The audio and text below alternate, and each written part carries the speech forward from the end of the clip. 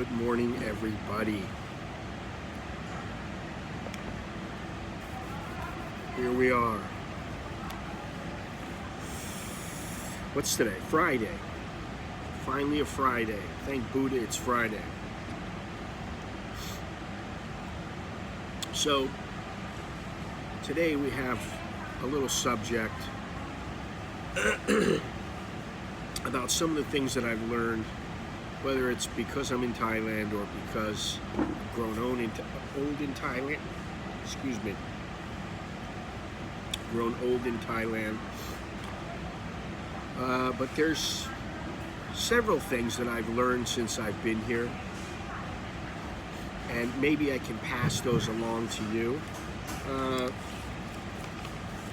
But you know, I have some things that I've seen on the internet and also on TV lately that have gotten me thinking a little bit about when people come to Thailand for the first time, second time, whatever it is. Maybe it's the fourth time, fifth time, but usually it's the first or second time. Just what sort of knuckleheads are out there. And I mean, you know, the percentage is small, but they're out there. And some of them are not too smart. You know, the first thing is, every time I see that there's a problem with a foreigner, and it doesn't have to do, well, maybe it does have to do with driving drunk, but every time it doesn't have to do with a woman or money or something like that, it's because they're driving on a motorcycle.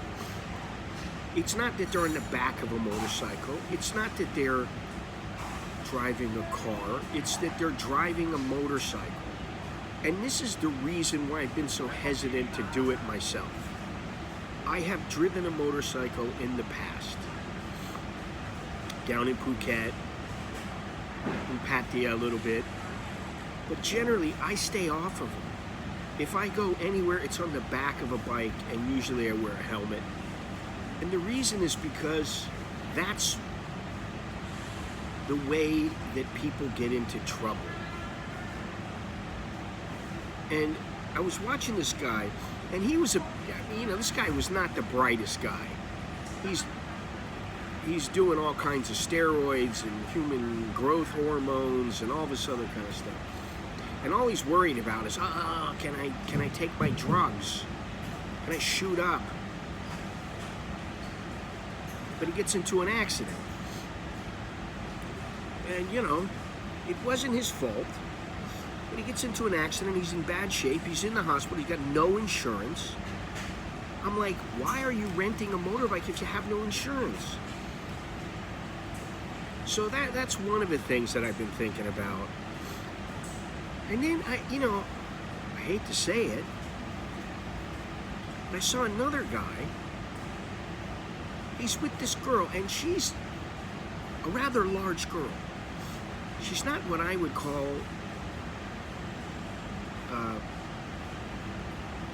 curvy in the right ways. She's like round. Okay, whatever. Everybody has their own thing. They like different things. Well, whatever. Okay, it's not my thing. But he met her online, talked to her for 3 months, came to Thailand, knew her for a week, and then she's pressuring him, okay, we gotta get married. And he's saying yes. Now this is a guy who's been married twice before. You'd think he'd know better. You'd think he'd learn. And she's telling him, oh baby, I love you. And she's giving him little kisses like, you know, they're at the embassy. She's giving him kisses, macking on him. And he's, oh baby, I love you too. And I'm just thinking, listen, I understand the desire for affection. I understand, you know, you want to kiss your girl and all these kind of things. But at some point you go, hey, enough is enough. Let's wait until we get back to the room. And then he's married her. And he did marry her. He married her, and then she got stuck in Thailand. He's back in Oz or wherever he is, and he can't get her over. So now he's got a wife that he can't see. How bright is that? I don't know. I don't see the intelligence shining through. Anyway, like I said, the one guy was on a motorcycle, and the big thing with a motorcycle is, you know, don't rent a motorbike if you don't have a license and you don't have insurance, because if you crash, you're in big trouble. Even if you crash and you have those items, you're in big trouble. That's just how it is. Most of the time, foreigners lose their cases here.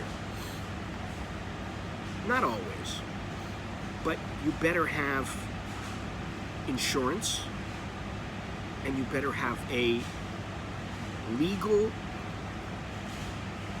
driver's license, motorbike license.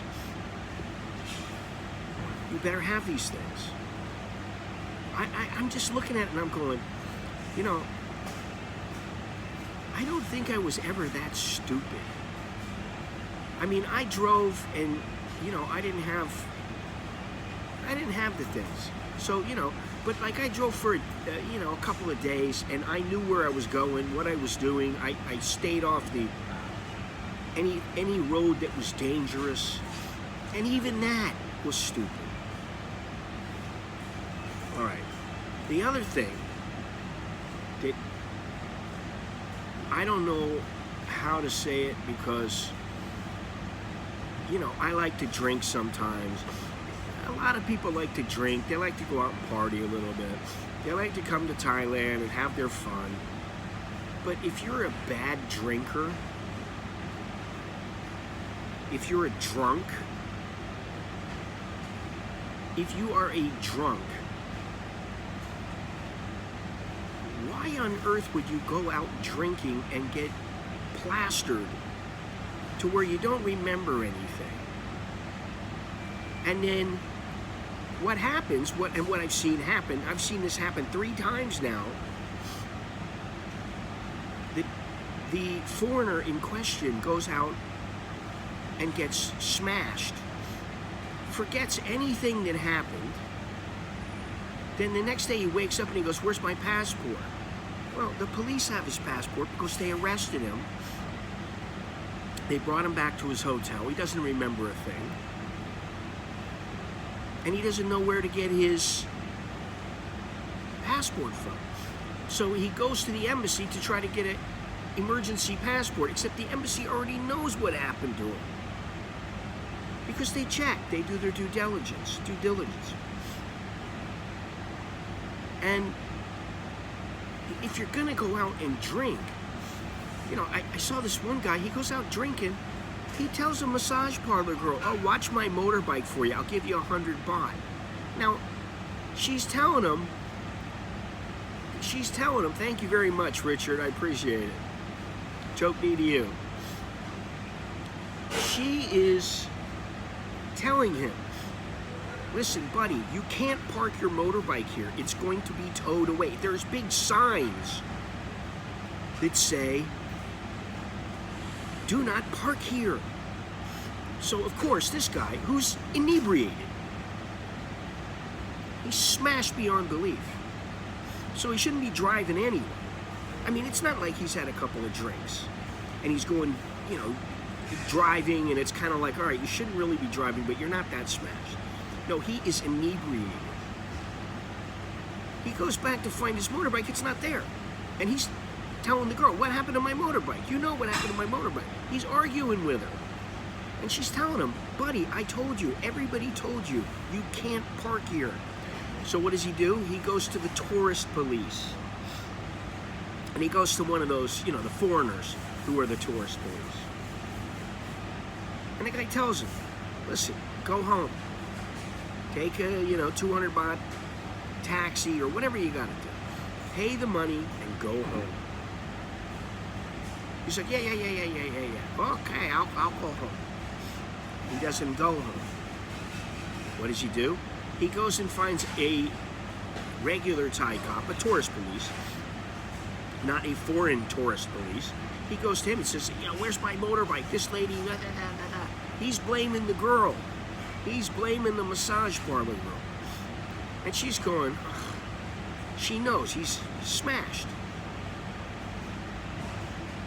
So finally, they're telling him, "Buddy, go home." So finally he gets on the back of a motorbike, and you know what his last words were? This knucklehead. I mean, he's smashed. He's like, "This is Thailand, no helmet." Like, he's proud of it. I understand sometimes you go on a motorbike, there's no helmet. Yeah, whatever. I don't even know how to think. I'll be going to Pattaya in another month.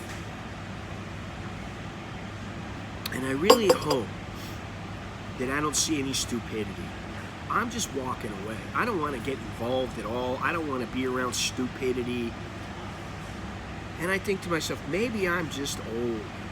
And then I think, no, maybe it's because I've learned a little bit over the years and I know how not to get in trouble. You don't get drunk beyond belief where you don't remember anything.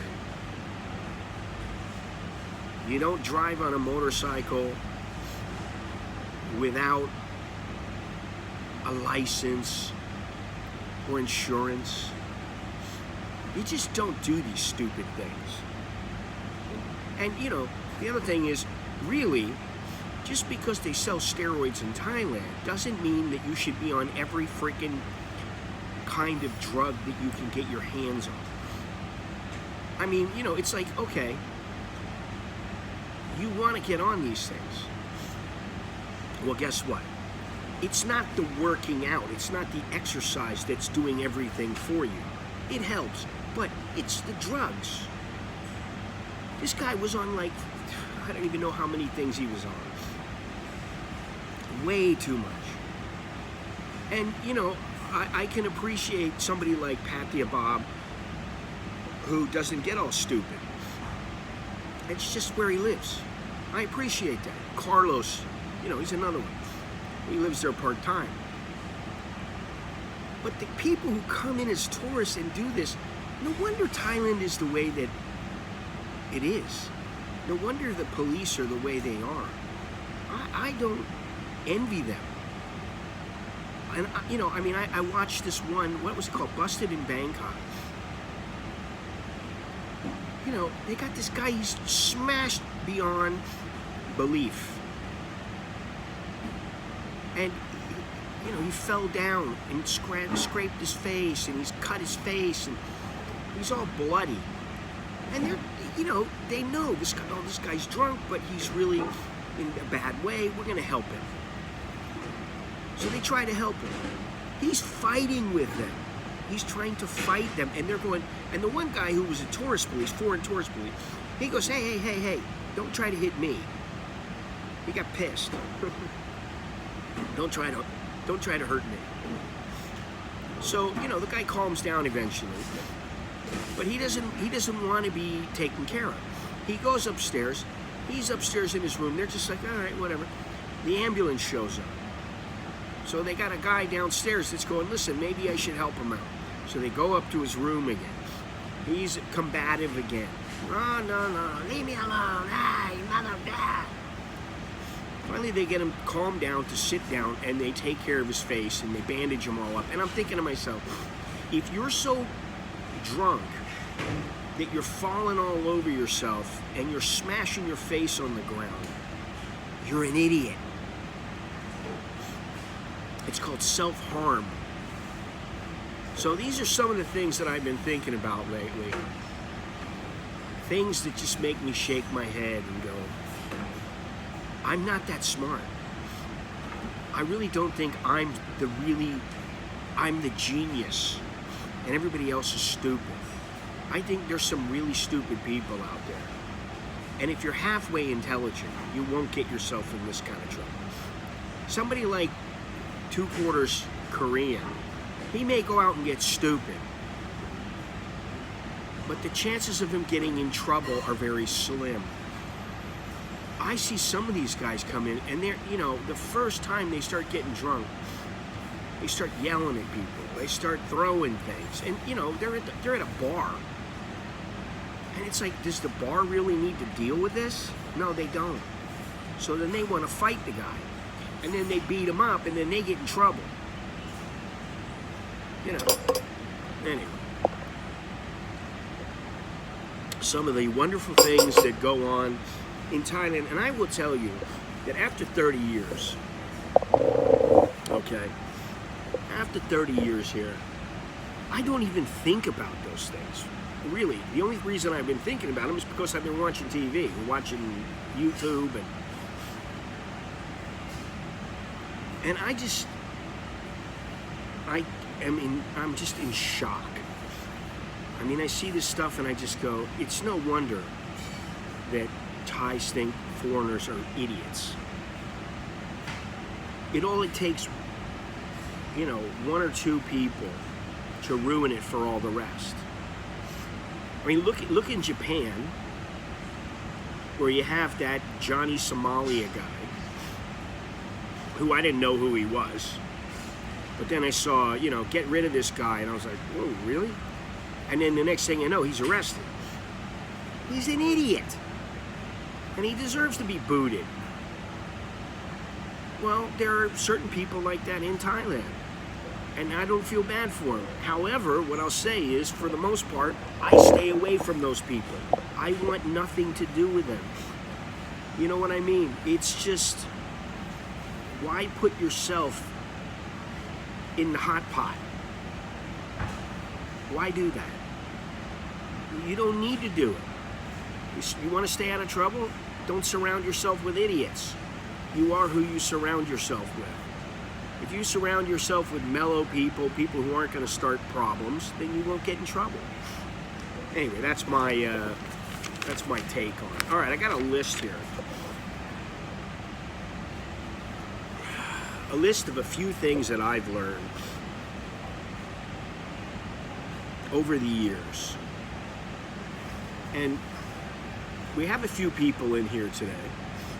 Maybe some people will learn something from these things. Now, some of these things, like I said, I've learned because I'm older, and it's taken me some time to just realize this is the way things are. If I don't want problems, this is how it's going to be.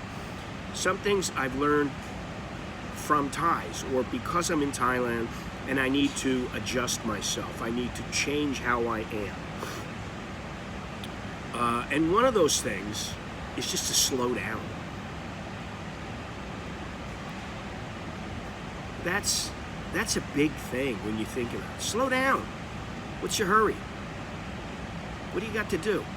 You got to go to work? Okay, well, leave a little earlier. You can slow down. You don't have to rush.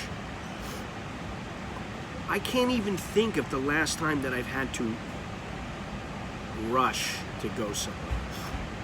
I'm thinking about it, and I'm like, what do I need to do that's in such a big hurry? Okay, I have appointments sometimes, and I like to be on time. I had to bring Alex to the dentist the other day. I'm going to have to bring him to the dentist this weekend. We have appointments. And the only thing that keeps me from being there is Alex. It's not me. You know, maybe I'm 5 minutes late, but I don't have problems to slow down. I don't know why everybody's in such a hurry. You see on the road sometimes, and it's not very often here in Thailand. I don't have these problems because I'm not really driving. But you see, sometimes people they're racing by and they're going as fast as they can. And I'm like, wait a minute, what are you running? Why are you going so fast? Why are you racing to get to where you have to go? Oh, you're late? Well, then leave a little bit early. How stupid are you? How much trouble you want to get into? I never get it. And, you know, I used to have a friend, and I remembered this, but I didn't always practice this slow down thing. Just take your time, relax. Yeah, it's what you do. You mock me. Which I find rather humorous, since I haven't seen you do a goddamn thing. but you know, that's the way it goes. What is the hurry? I used to know this guy, and he worked like 20 minutes away. And every day he would come racing into the carport, and he would lock up the wheels and skid and go in. And he'd get out of the car and he'd rush to get back home. I'm like, you know, if you drive a little slower, you might get here like 2-3 minutes slower. What is your hurry? And the only thing I could tell him is, you are racing towards your death. Because he used to just drive as fast as he could. And I used to think, what is this guy racing around for? Why is he not taking his time? Now, over the years, I've seen this in many different aspects of life. It's not just driving. Yeah, and I don't like those guys. I tell them, I'll give you an extra 50 baht if you slow down. I don't want to be on a motorcycle, which is bad enough, and the guy's racing around. It's like, hey, slow down. And some of them can't do it. And those are the ones I don't want to take them again. So that's one thing. Now another thing, and I know this sounds cliche and everybody might think, oh yeah, well, this is simple. Well, do what makes you happy and set your life up that way. And I think I've done a pretty good job of that, really from a few years before I came over here. I've set my life up the way that I want. And if there's anything I'm happy about, it's that I've set my life up in a way where I'm not worried about anything. I'm not rushing. I'm pretty relaxed most of the time. And I think you can set yourself up for that lifestyle if you're smart. And I'm not saying I'm smart, but I got kind of lucky. But if you are smart, you can set yourself up. You can have passive income. You can be living off a pension, whatever it is. Whenever you come over here, whatever juncture it is. And you set your life up. You know, I hate to say this. I talked to him, I think the day before yesterday. He's Jonna. He set his life up. All right, granted, 10 years in the making. I think he's been here 4 years now. But he set his life up to where he's doing exactly what he wants. And he told me, I'm stopping going to the bars. I haven't been going to the bars. I haven't been going to to the little places around his house, because all he does is piss away money or eat food that he doesn't need to eat. He can make it at home, so he set his life up the way that he wants it. And people don't think of it that way. They go, oh, I'm going to get a good job. I'm going to go to school. I'm going to get a good job. I'm going to make good money. I'm going to get married. I'm going to have children. I'm going to buy a house. To me, that's not how you do it. So set your life up the way that you want it. Number 3, make health a priority. And I haven't always done this, and I do believe that it's important. He's not playing golf, but he is practicing and shooting at the driving range. But you need to always remember that your health is a priority. Because if your health goes south, everything else in your life doesn't matter. It doesn't matter, oh, well, you've got a great job. Oh, well, you've got money saved. You've got this, you've got that. It doesn't matter. Because if you're not healthy, you can't enjoy it. Not to mention that, if you're not healthy, let's say you got money, well, you're going to be paying more for everything. And eventually that money might run out. It might not. But it's better to have your health than not have your health. So there's that. All right, I'm going to go on to another one here. Let's see here.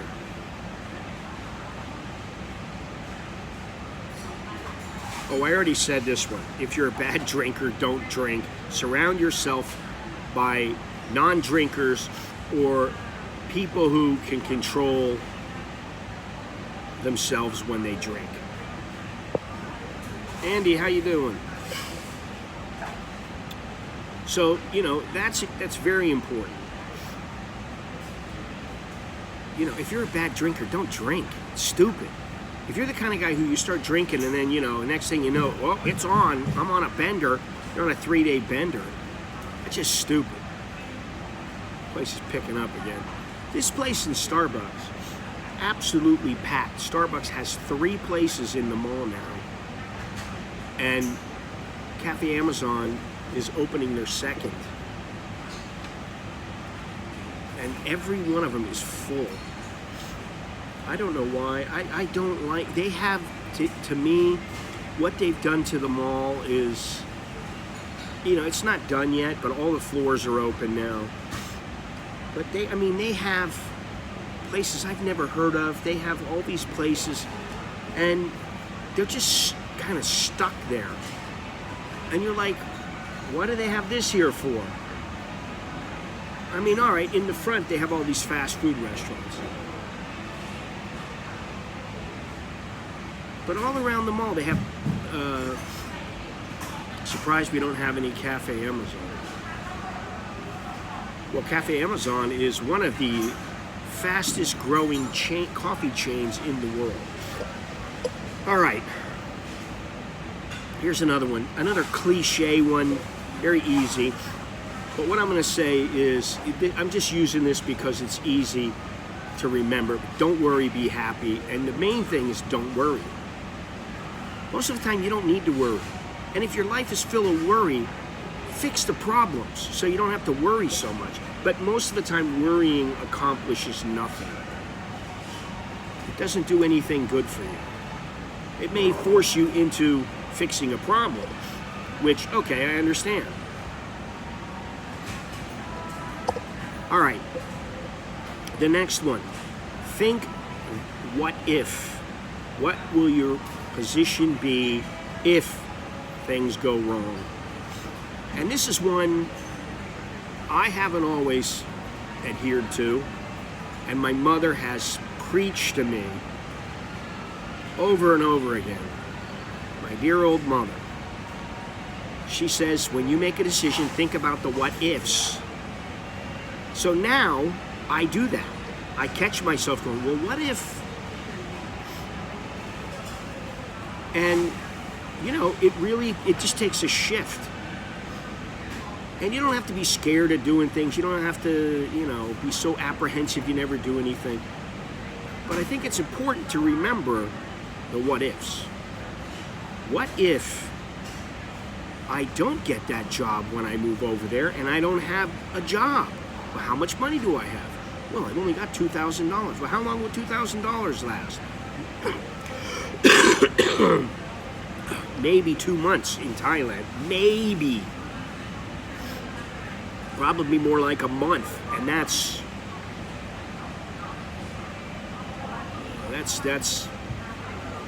$2,000 in a month is not all that much. All right. Here's one that we should all adhere to, and that is enjoy the small things.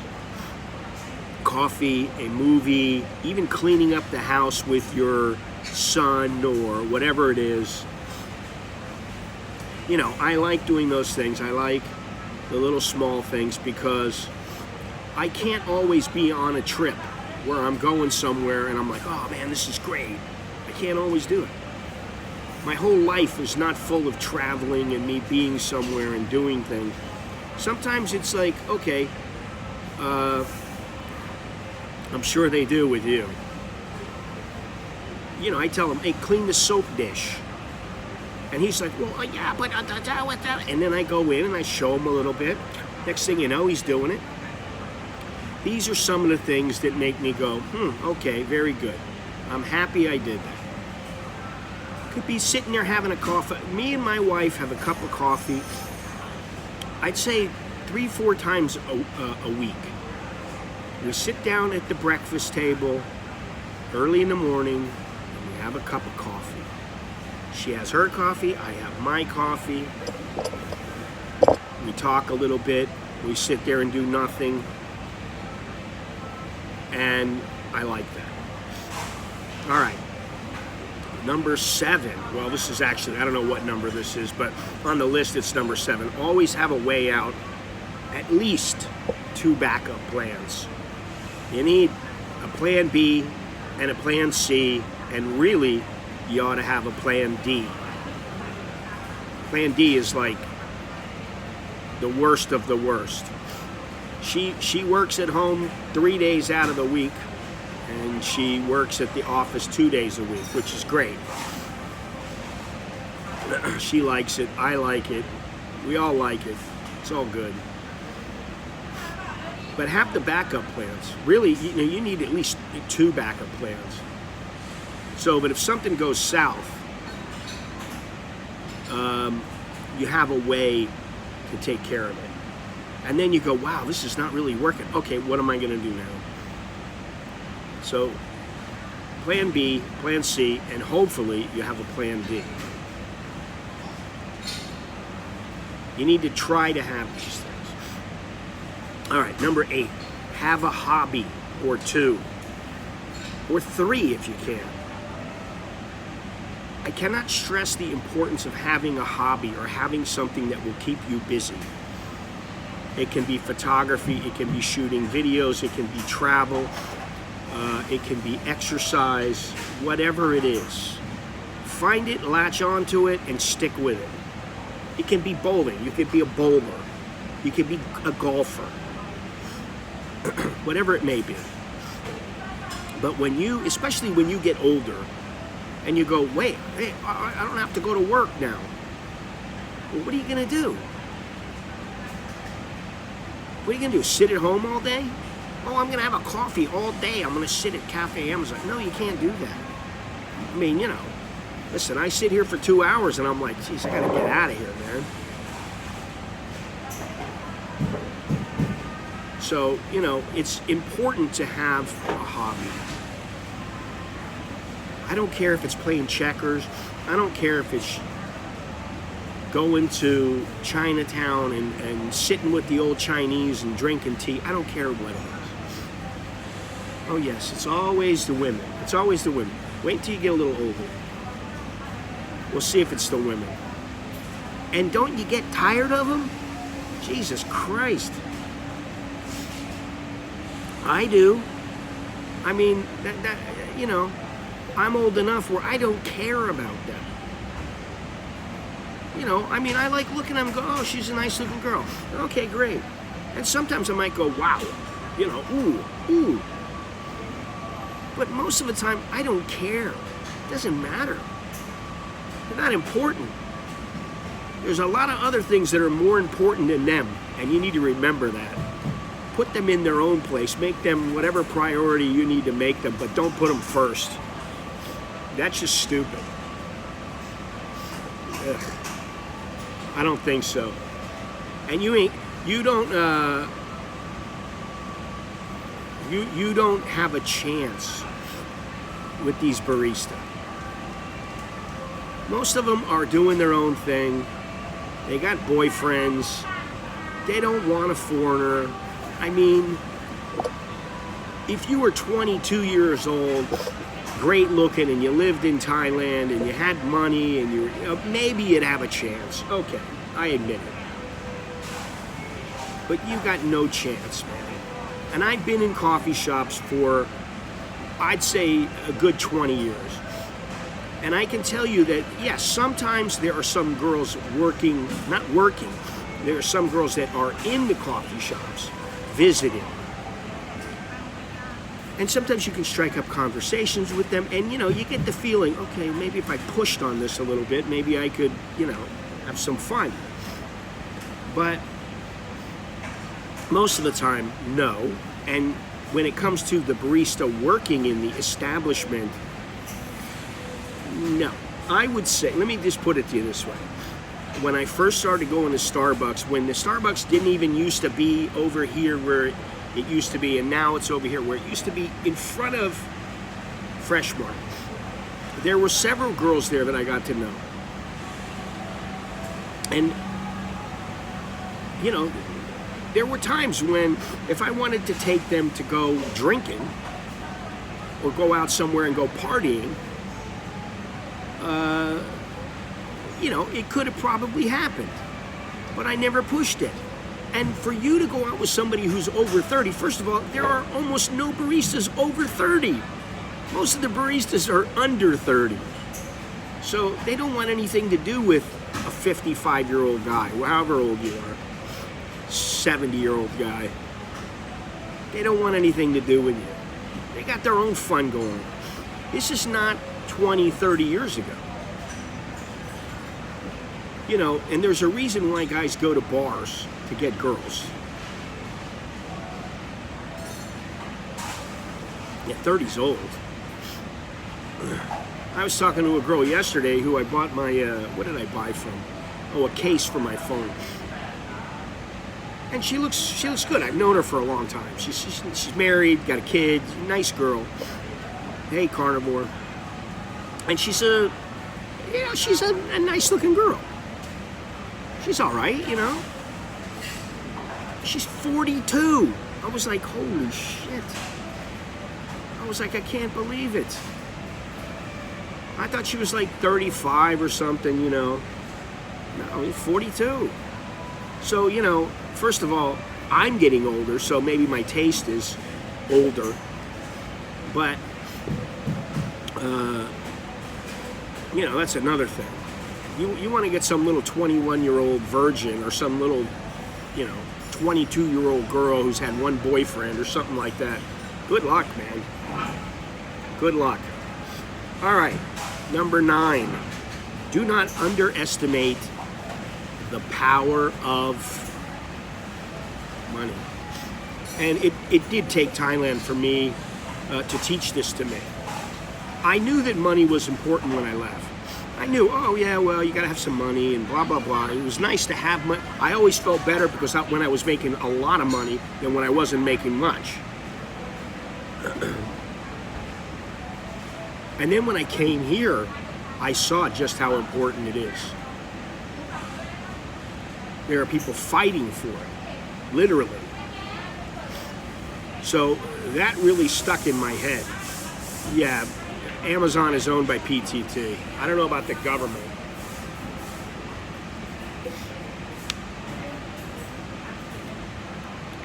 The thing is that they asked me, oh, do you want a PTT card? I said, yeah, sure, why not? This is like 5 years ago. They tell me, oh, you're a foreigner. You can't get a PTT card. I think unless you have a national ID, you can't get a PTT card. Just like online, there are certain things you can't do.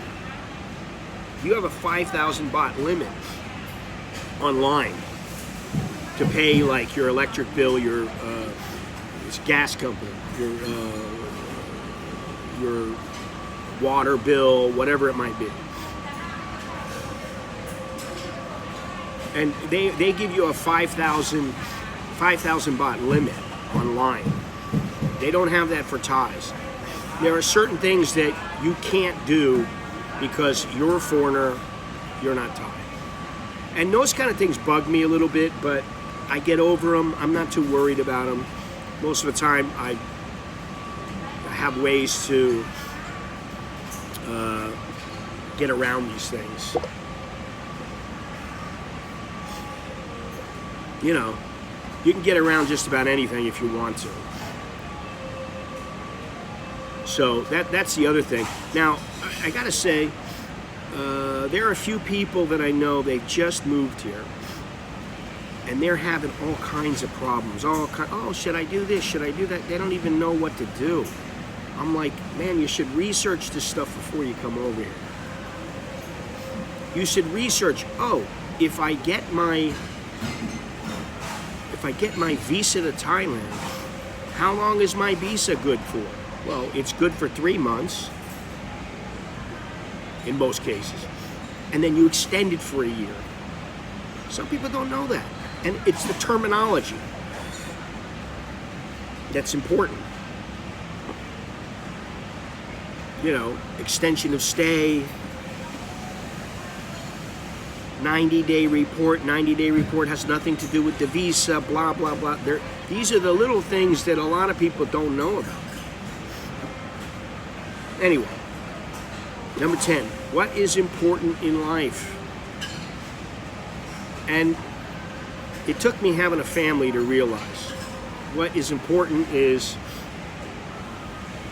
your family and your good friends. I'm not talking about your associates, the guy you go out and you see him in the bar every once in a while, you nod and you say hello and you have a beer with him. I'm not talking about that guy. I'm talking about your good friends and your family. That's what's important. That's really the only thing that's important. Okay, I didn't say this. Number 11, you want to get out of the rat race? Be different. Build a body of work and prepare yourself. And this goes back to slow down. No. Where is it? Set your life up. So if you want to get out of the rat race, you want to do something different, set yourself up for it. Go to school. I mean, I didn't know these things when I was growing up. I mean, this is, I'm talking about 50 years ago. I didn't know about these things. I didn't know, oh, well, if you want to be able to teach abroad or you want to be able to work as this abroad, here's the jobs that you should try to apply for. Here's your education you should get before you go overseas. Oh, by the way, I saw here in the mall, there is a Fairtex products. Fairtex is a Muay Thai provider. They're huge now. When they first started, they weren't that big, but now they have a store in the mall. I guess that's good news. They have equipment, they have all kinds of clothing, and all kinds of other things. So yeah, you got to build up a body of work. I think that's very important. It doesn't really matter what, I mean, you could do anything. And I got a guy that I know, and he made a video about the Congo probably 5 years ago. And now he's made another one about grasshoppers. I don't get it. I don't know the guy, I just know him, and I know a little bit, and he. But I was thinking to myself, this guy has been in Africa for years. And he's over there making movies. I'm like, how is he surviving? Well, he set himself up. He set himself up to where he's able to do things, make enough money to get by, and now he's set himself up to where he's in good standing over there. He doesn't have any problems. He's been there for, I don't even know how many years, probably 15 years. He was on Anthony Bourdain a long time ago. Okay, number 12.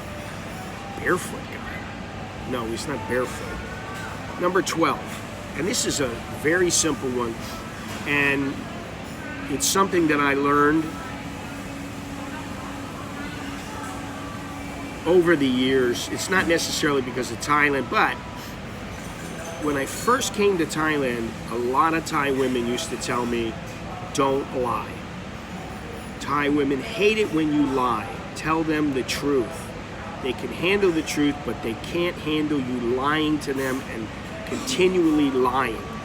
So number 12 is tell the truth. It's much easier. You screwed around? Tell the truth. Yeah, I did. Okay. You might lose the girl, you might not. You might be surprised. She might go, don't do it again. But I think, yep, that's true, buddy. I hate to tell you. Thai women have said that. Don't you lie, because if you lie, it really it frustrates them. It gets them very, very irritated. Better you just tell them the truth. That way, it either hurts them for a day, and they get over it, or it doesn't hurt them that bad, and they get over it. Whatever. But if you're lying to them and they're kind of questioning themselves, Jesus Christ. It doesn't put you in a very good place with them. And they don't particularly like it.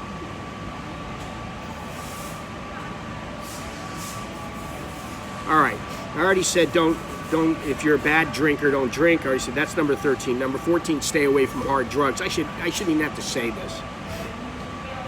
I'm not talking about weed. I'm not talking about marijuana. I'm talking about harder drugs. I'm talking about coke, heroin. Just stay away from them. And the reason is not because they're not fun or anything like that. The reason is just because most of the time they mean trouble in the long run. If you want to be smart, don't get involved with them. Think about it like this. What good do they do for you? Where do they put you? Do they put you in a positive place? Oh, I snorted, a half an ounce of blow this weekend. So now I'm in, I feel great and I'm going to work and I'm 100% better. No, that doesn't make you feel like that. It's ridiculous. So stay away from that stuff. All right, number 15. Do not put yourself, and I've said this before, I learned this from a Thai. Do not put yourself in a position of disadvantage. Dai priya. To have the advantage. Or compromise, whatever you want to say. Don't put yourself in that position, because then you're like fighting just to breathe. You're behind the 8 ball. You don't want to be behind the 8 ball. Understand?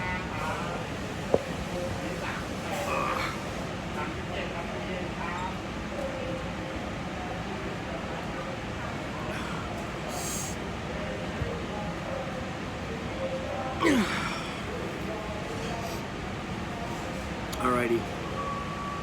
So, where's that? We're at number 15. 16, 17, 14, 19. Alright, I know you guys are going to love this one. And I know some people don't agree with it, like you youngsters. Well, that's the thing. But don't put yourself farther behind the 8 ball.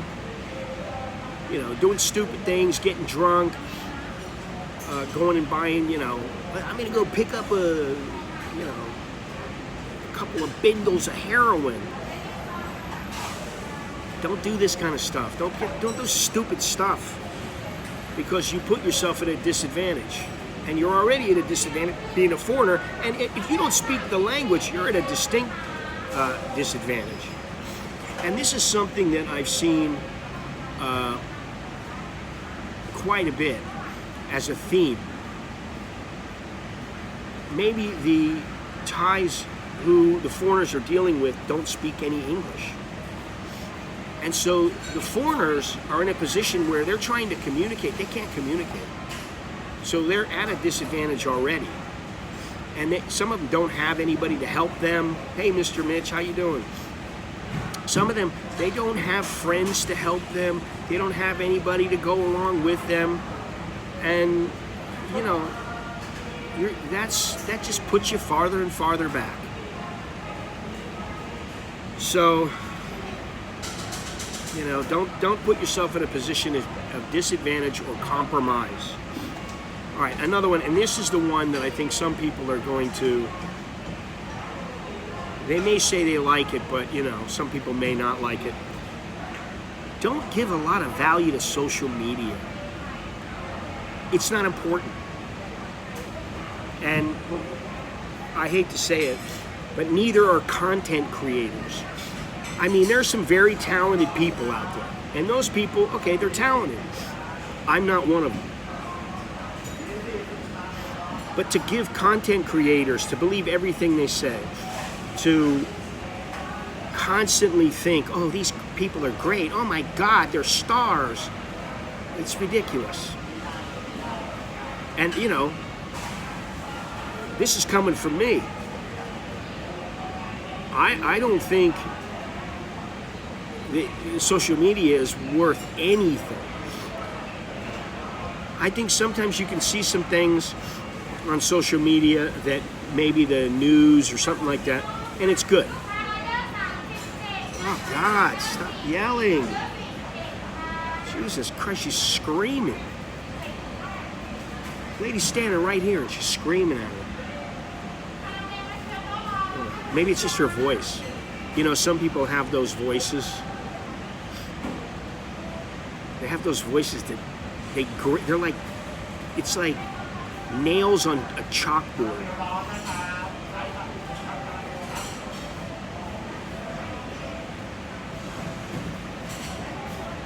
All right, so the social media thing I think is very important. Don't give it too much value. Don't sit on social media all day looking at it. Listen, they take a dump just like everybody else. You know? And, you know, I could say, wow, I don't know how you came up with that. Oh, that's fantastic. I mean, you know, you look at the guy, Mr. Beast. Hey, he's got a good thing going. I don't know how he works with his team. I don't know how things operate. I don't have any idea. But he has a good thing going. You look at like the Paul brothers, and I just go, I don't know how they did it. You look at, you know, some of these, what's the guy, PewDiePie. I don't know how he got popular. I don't know. You know, I have no idea. So, you know, that's the thing. And then, you know, sometimes I think to myself, some of these people don't know anything. They're just going out doing whatever it is they want to do, and they haven't got a clue.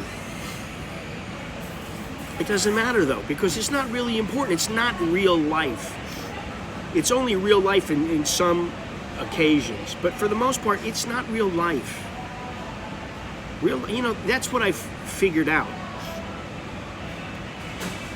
Real life is you're at home. You know, your kid's got a math problem he needs help with. Or, you know, he's asking you how to go about doing something. Or you're thinking to yourself, hey, I've got to go get my eyes checked. That's real life. It's not real life looking on Instagram going, oh my God, this is so beautiful. Oh my God. You look at it for like 5 minutes and it's like, okay, great. But without Instagram, without Facebook, without Twitter, without TikTok, and really without YouTube, what do you do on the internet? On the interweb? Maybe you can, you know, look around for some, you know, like places you want to travel, or best travel destinations, or whatever it might be. Okay, I understand that. You can use it for things sometimes. But really, I mean, if you really wanted, you could go out and buy a book. You wouldn't even need to look online. Okay, why buy a book when you got online? Okay, I understand. But what I'm saying is, for the most part, Instagram, Facebook, and since they're linked, and they're linked with WhatsApp, I don't like those because they got to do with Zuckerberg. When it comes to Twitter, to me it's toxic. And then what do you got left? Twitter, yeah, you don't got anything left. Oh, yeah, Gunsmoke. Oh, yeah. Well, at least Gunsmoke was pretty real. I mean, it's pretty realistic compared to social media, which is like a bunch of chicks who, you know, you might have some chick that's online and she's like, oh, look at me, I'm so beautiful. But what she's done is use the filters. to make herself look good. When you see her in person, you go, oh, she don't look very good. You know. I mean, that's the reality. All right. Let's see here. Now, this one I've said for a while, but I really believe this, and that is, if you want to travel, buy the ticket. Just buy the ticket. Buy the ticket, figure out about how long you need to save any money to go to wherever you're going to go, places you're going to go. Just buy the ticket. The rest will fall in place. I think that's something that people underestimate. Buy the ticket. If I know I want to go somewhere, I buy the ticket for 2 months away. Buy the ticket. You'll find a way to get there. If you really want to get there, you'll find a way to get there. You know, you might sell your record collection. You might do whatever, but you'll find a way. Listen, before I forget, smash the like button, subscribe, join, send a super chat, Patreon, buy me a coffee, and I hate to say it, Facebook, Instagram, Twitter, my social media. Now, I can tell you that I use my social media to post videos and post live streams. That's about it. Sometimes photos, but that's about it. So, that's why I have social media. I can tell you that in due time, I probably will not be active on social media. Maybe it's a year, maybe it's 2 years, but I will not be active on social media anymore because I just don't see the value. Smash the like button. I don't see the value. I just don't see it. So there's that.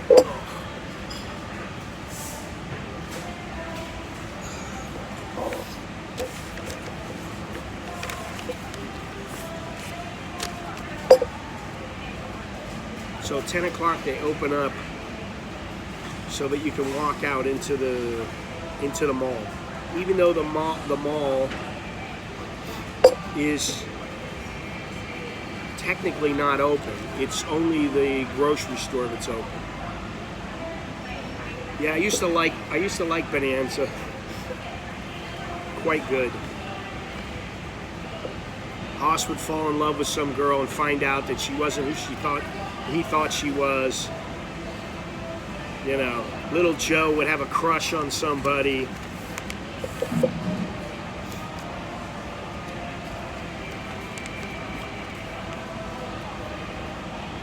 Anyway, so buy the ticket and the rest will inevitably come. Figure it out. Just get the money up for the ticket. If your ticket to Bangkok costs $700, get the $700.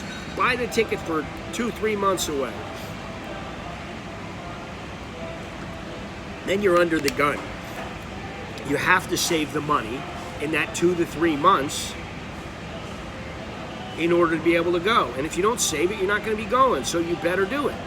And it puts you in under pressure. And to me, I always came through. Anytime I had, if I had a $500 flight, boom, I'd be going.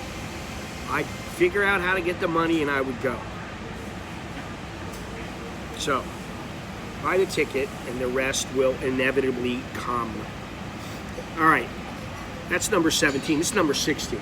Cheating is like lying. It's easier to be straight, just like it's easier to tell the truth. I used to think you used to have to be with as many females as you can. But it's a pain in the ass. It's hard work keeping them all straight.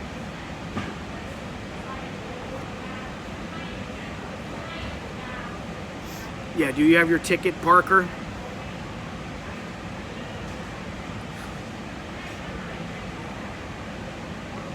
And if you're not cheating, you don't have to worry about if somebody accuses you of that. You can say, no, I'm not. So take a hike. And if a chick continues to do that, you go, listen, I'm going to tell you one time. That's it. I'm not cheating. I don't play that. And if she does it again, you go, see you later, honey. That's the easy way out.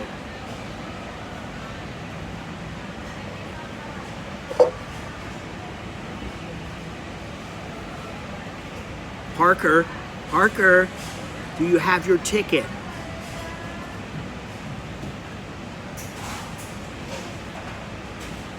Oh, Jesus Christ.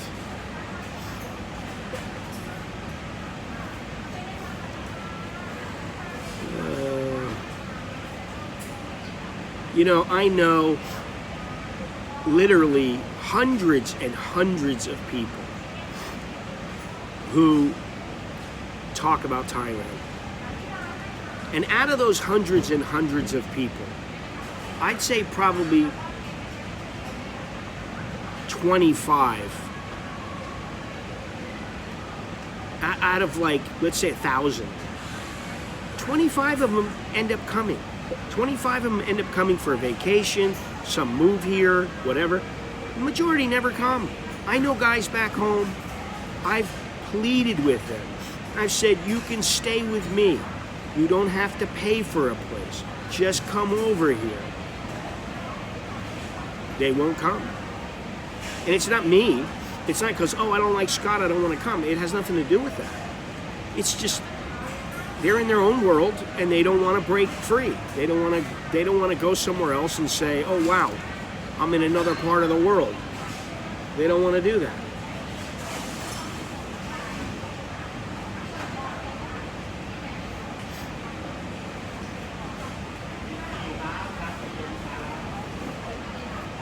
Well, listen, that's something you have to consider for a long time. What are you going to do when you're gone? How's she going to function?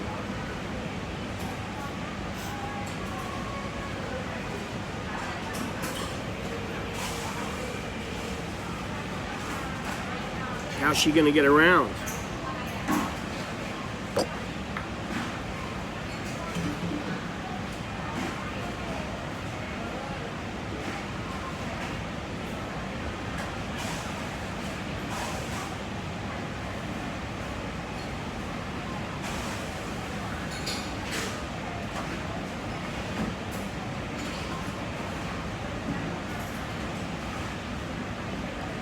What kind of question is that? I can only answer by saying a bunch of spinach.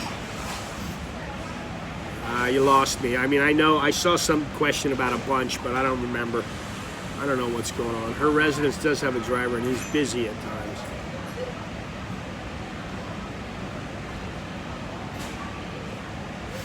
I mean, she's your mother. You know, what are you going to do? I'll give you that.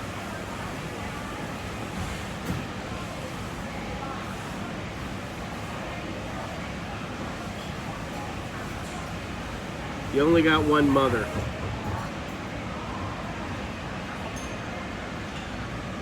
So, remember that.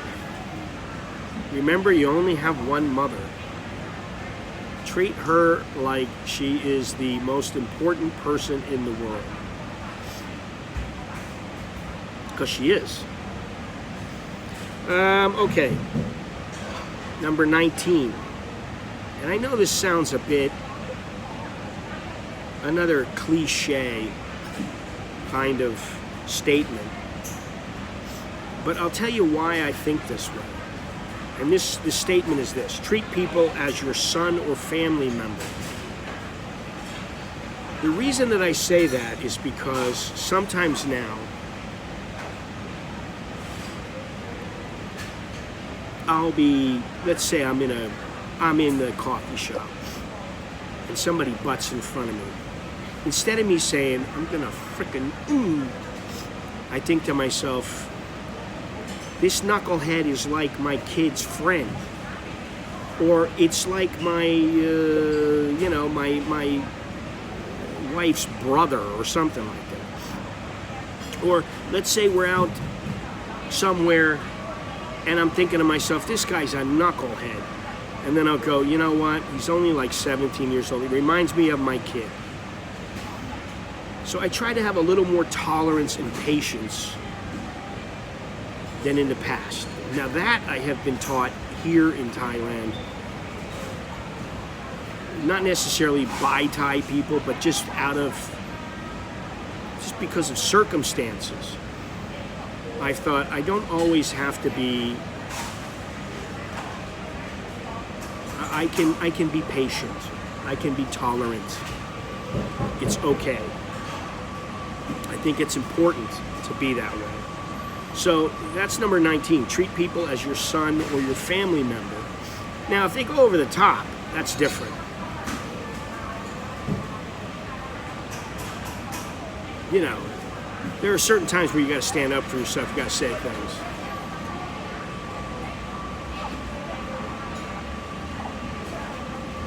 And you got to react appropriately.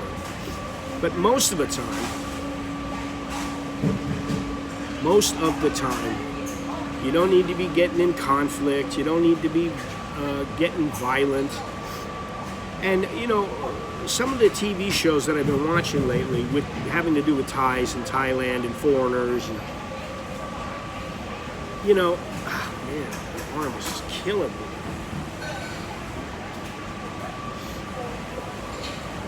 The Thais are always patient. And if the foreigners decide they want to get mouthy and they want to start arguing or fight with the Thais, the Thai police, which some of them did, it rubs Thais the wrong way. Sometimes they're still patient and they just let it go. But sometimes, you know, they throw the person in jail, they do whatever they have to do. So I would say something that's very important here is, and this is not even on the list, just don't get violent. Don't get aggressive. It doesn't mean that you can't question things. It doesn't mean that you can't ask for an explanation. It doesn't mean you can't be a little bit of a difficult.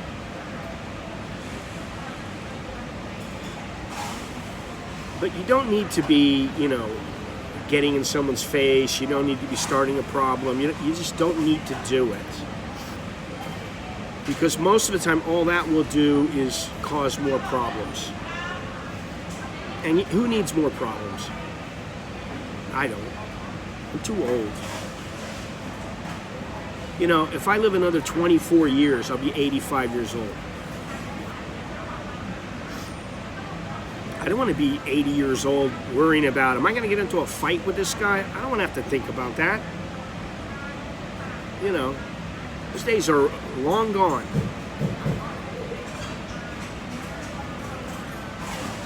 Even now, they're gone. I don't want to fight anybody. I don't want to get irritated. For what? What do I need to get irritated about? What do you need to get ticked off about here? Most of the time, the only thing you need to get ticked off about is waiting and wasting time. That's about it. Other than that, you don't really have to worry about things. And you don't have to worry about that. You just have to think to yourself, you know, maybe I can get around this without wasting so much time. So that's important. All right. Don't drink from bum gun. Don't walk over a Thai sitting on the ground. Don't touch the head. Don't point. Don't show the bottom of my feet. Don't what? Money? Don't deface money. Those are kind of no-brainers. Don't drink from the bum gun. What knucklehead drinks from the bum gun? I've never done that in all my life. Listen, those things are like golden rules that I shouldn't even have to state anymore. As long as I've been on the internet, I've said, do not get emotionally involved with a prostitute. Do not get emotionally involved with the prostitute. I don't care if she's a massage parlor girl, she's a beer bar girl, she's a go-go dancer, she's a coyote dancer, she works in a soapy. I don't care where it is. First of all, I'm going to say 90% of the time, those girls, honestly, they tend to be, I don't want to say they're the dregs of society, but they come from the lower echelon of Thai society. Now, can you do better than that? Yes, some can. I see guys, they're toothless, old, silver-haired guys who are like 75 years old. They got some 50-year-old pig that is ugly as sin. And they're happy as can be. And I'm just going, oh my God. Okay, good for you. I say asalud. But, you know, if you're a halfway decent, halfway together, clean cut, smiling, you got all your teeth, and you're, say, 50 years old, and you come over here, you ought to be able to find some chick who's got, you know, she didn't have a lot of mileage on her. She can be older, not have a lot of mileage on her. I mean, you have to use your brain. Are you going to just come over here and go, well, you know,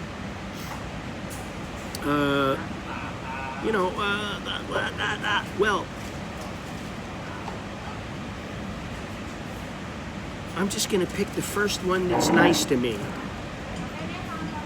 You know, well, I had all my hair when I first got here. I had a full head of hair.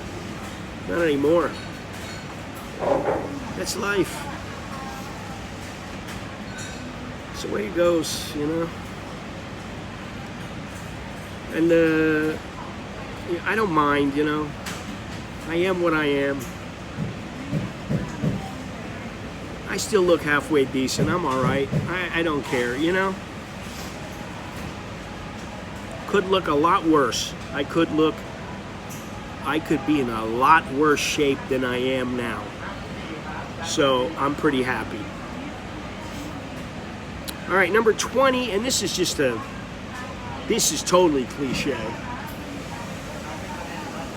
This place is full now. The world really is your oyster, and you can do whatever you want. If you're young, you're a youngster, or you're, you know, a little on the young side, you got a lot more time in front of you than you do behind you. If you really want, you can set things up how you want. I found that you get the girl that you deserve. If you want to be a good girl, be a good man. Yeah, if you're the kind of guy who all the time you're out at the bar, well, that's what you're going to get. You're going to get one that's in the bar.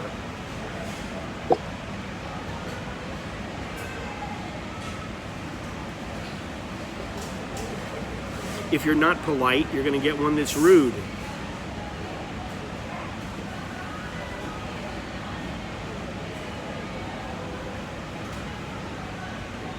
Oh, gentlemen.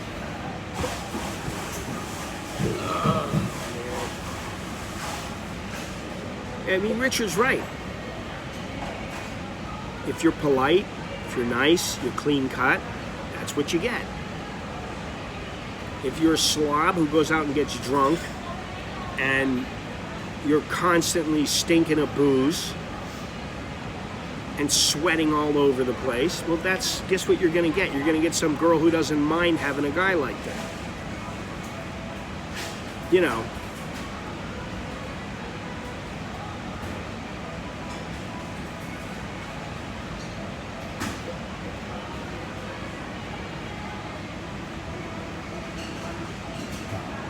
This place is absolutely packed now. Well, it's not back there. It's up at the, over here there it is.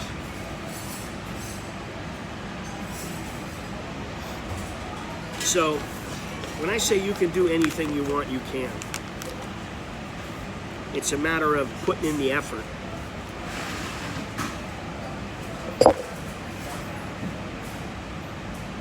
Do you want to put in the effort?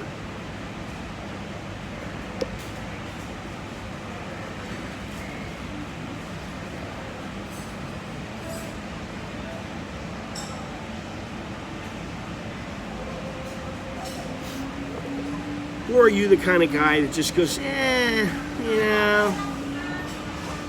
don't feel like shaving today. I don't want to look good when I go out. I'll just throw on this old t-shirt. If that's what you're going to do, then, that's what you'll probably get.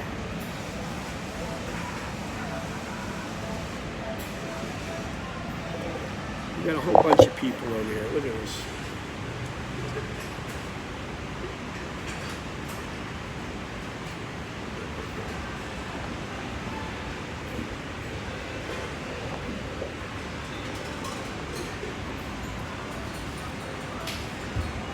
Well, I mean, that's another thing. You want to be that kind of a guy. You're not that clean. You don't wipe yourself. You don't care about that. That's just nasty. You want to be nasty, you're going to get a nasty girl.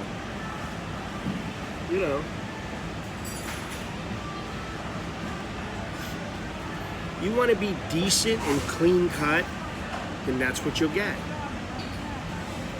And I remember in the beginning that, I was always very clean. I always showered several times.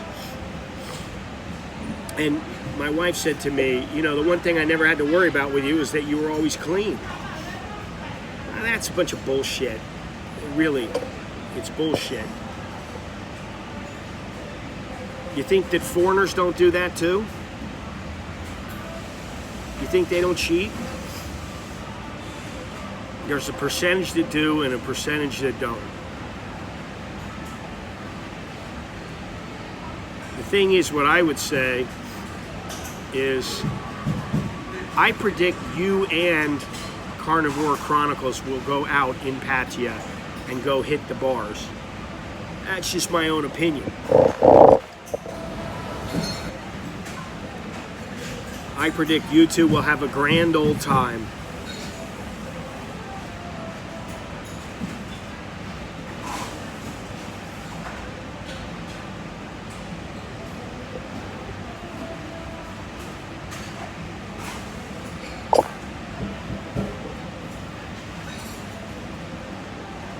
You say the word gig and me annoy, and I think problems. I think they're a pain,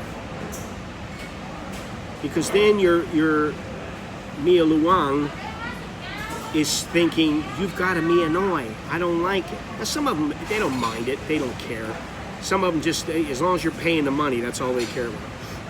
But if you got a Mia Noi, then the first wife is worrying about the Mia Noi. The Mia Noi is thinking she wants to be first.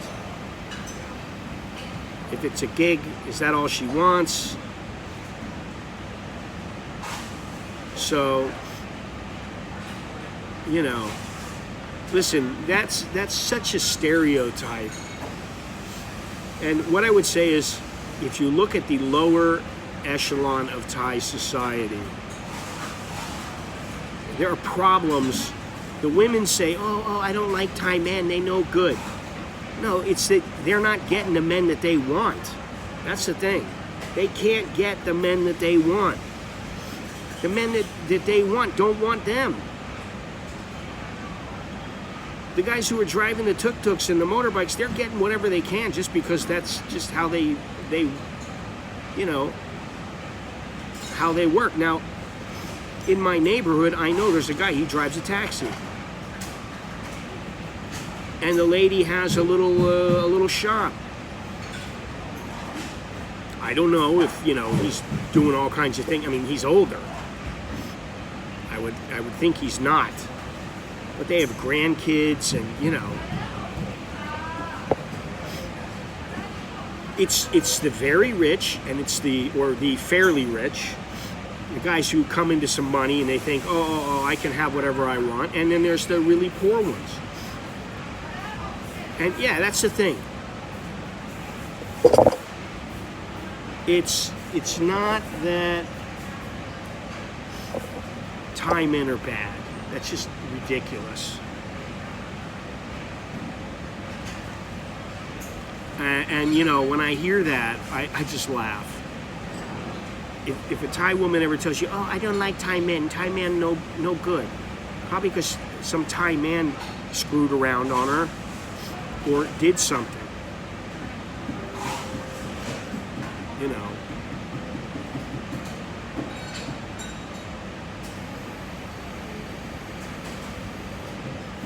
Maybe he wasn't straight with her. Maybe he promised her the world. This happens a lot. They promise them the world to get in their pants. They knock them up, and then when they realize, oh, I'm gonna have to take care of this kid all my life. I'm gonna be married. I'm gonna have this. They go, why? No, that's it. Sorry, I don't want to be with you. Well, think about something. I look at it like this. If you go into the mall here and you go into the cosmetics department, some of these women, this is all they're going to do all their lives. And all they can hope for is to meet some guy who marries them and tells them you can work part-time, make a little money. You know, that's another thing. Good morning, Mr. Dowlow. Good morning, good morning.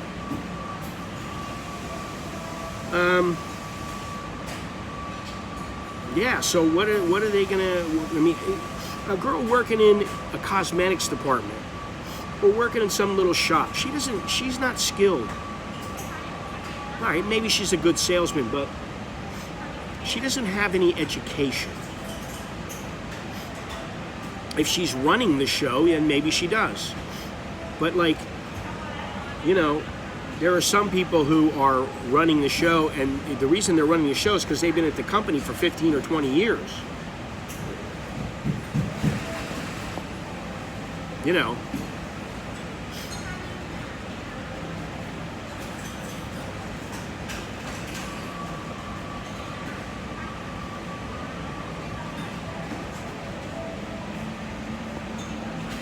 Well, that's the other thing. Why do you want a poor woman? Who wants a poor woman? I mean, if you're dirt poor, you gotta be lucky to find anybody.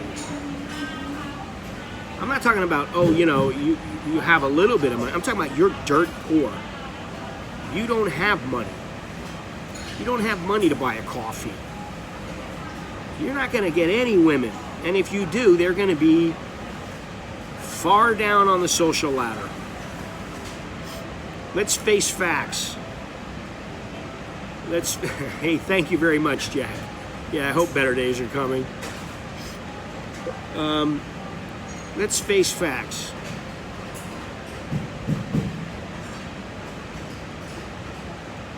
How can I say this? Well, let me think about this for a second here.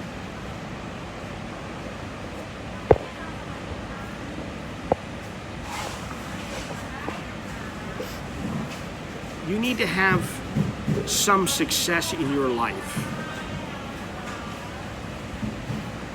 You need to be decent and hopefully have a little bit of money, enough to where when you need to buy the basics, you have them.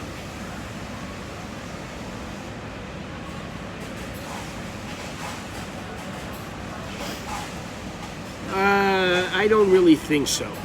I don't think it's nearly as firm as in India. But I do think that it's important to have some success. Because if a girl goes, listen, let's go out to eat, and you don't have any money to go eat, I mean, you know, I'm not saying that I've always had money to go out and eat. Because I've had other priorities for the last 18 years. But sometimes you want to go do something and you go, well, I don't have any money. You know, after you do that to a chick, and you're always, oh, I don't have any money. Oh, I can't go here. Oh, I can't. After a while, she goes, what am I doing?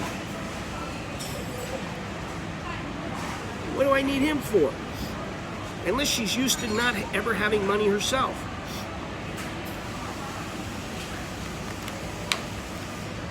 I mean, I see at, let's say across the street at the food court, there are the same people, same girls, same old men, same young women, some, you know. They're working there every day, and all they do is clear tables. That's what they do. Now, you think that a girl working there is going to find a doctor? Nope. It's not going to happen. She's not going to find a doctor. And if you're a guy working there, you're not going to find some lady who's a doctor. It's not going to happen. She's not going to say, oh my God, I met this guy and he's so wonderful. He cleans tables at you know, the food court. It's not going to happen that way. That's not what they do. It wouldn't happen back home. If you're working in McDonald's and you're a hot guy, most of the time, you're not going to hook up with some chick from Beverly Hills who looks great. She's 25 years old. She's got money. She's successful. You know, maybe she's got family money. She's not going to look at you in McDonald's and go, oh my God, you're so hot. I want a piece of that. That almost never happens. So I don't think really that it's all about Thailand. I think it's more about the dynamics between men and women. You know. Don't you think so, Dallo? I know you don't ever think about this kind of thing anymore, but this is what we're talking about.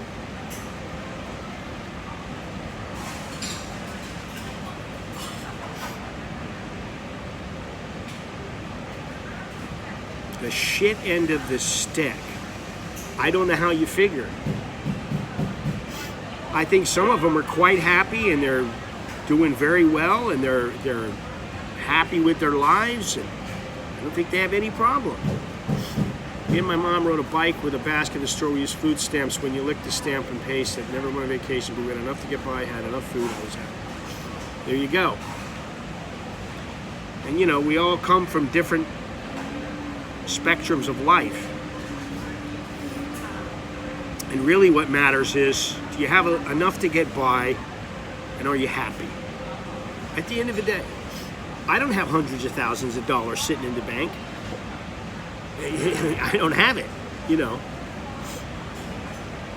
And there are certain things that I think about that I think, okay, in the next year or two, next 3 years, I better do this, I better do that, I better make this move, I better make that move. And, you know, those tighten things up so that when I get a little bit older and I don't want to have to think about these things. You know.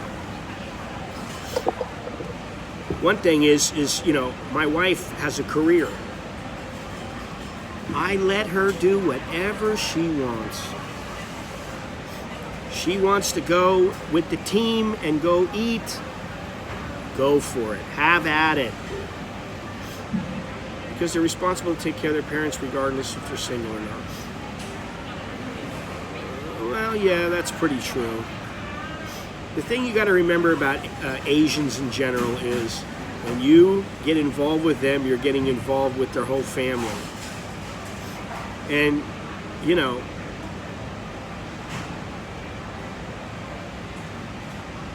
I don't want to say I got lucky, but it just worked out where my wife's parents are no longer with us. And, you know, that's just how it goes. I can only go on what I've experienced with my wife and her friends' family. A lot of her friends, it's all about having the LV handbag, latest phone. Yeah, I don't have that. I don't have that kind of problem really. I mean, my wife likes nice things, but like today I saw her, she was wearing a pair of shoes. I go, oh, those shoes are nice. And she goes, 179 baht. She's so proud because she got them for cheap. You know, they're like sandals. And, you know, that's her. She'll buy 179, 279. But if she really wants something, she told me the other day, she goes, I wish I had a Rolex because I bought her a Seiko a while ago, years ago.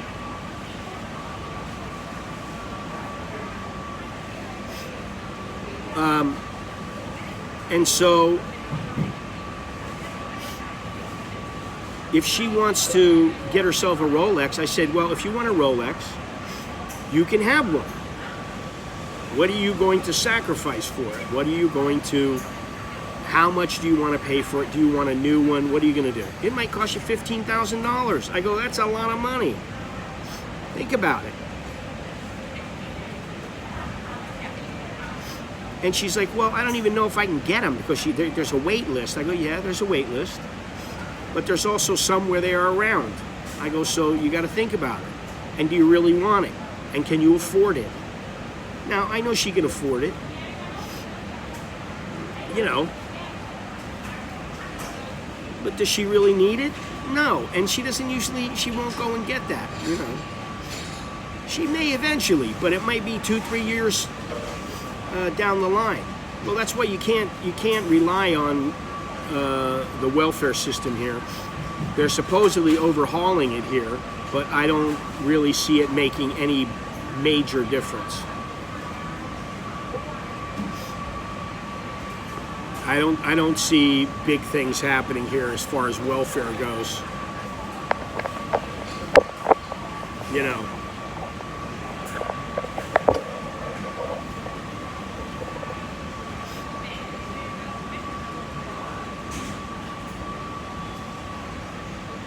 I'm the first one here, and now this place is packed, like always.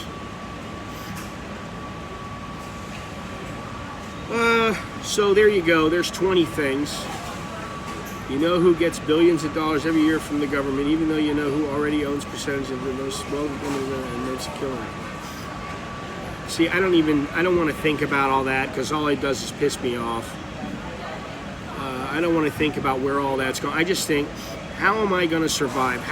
Is my family going to survive? How are we going to do things to where we're okay? Look, they're booking late March, coming back late January, come back late March, 1,800. Wow. Well, some people have a pension here. They have the Providence Fund. So if they put in $100,000 over, say, 20 years, they get $100,000 from their company. They got $200,000. So if they're smart with that and any other money they have, investments, and then the pension program, they should be able to get by. But for people who are working in a cosmetics department, or people who are working in some little shop and they're completely uneducated, they don't have experience doing anything, you know, they're working. I'm looking right now, they opened this Even Boy, which I don't even know what it really is, but I think it's a cosmetics kind of perfume place. Now, granted, there's probably 1 or 2 people in the place that really knows their stuff. The rest of the people probably standing there just going, oh, well, let me see if I can help you with this. They're just not, they're not going to go that many places in life working there. There's a ceiling. And granted, in some companies, the ceiling is fairly high. You know, you can progress. But in a lot of places, you're not going to progress at all. You know, the top you're ever going to make is, say, $25,000. And then that's it. Every year you might get 2%, 3%, whatever it is, and you'll be like, oh, okay, well, that's all I get. And if you lose that job, then you got to find another job, and maybe you're starting at the bottom. You know, so this is how it is.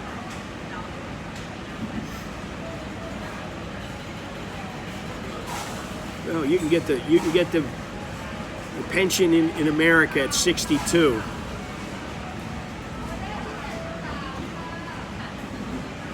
how many people working there? 1, 2, 3, 4, 5, 6, 7, 8, 9.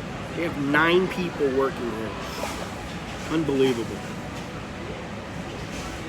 At least 9. I can't even count everybody. Something like that. 9 or 10.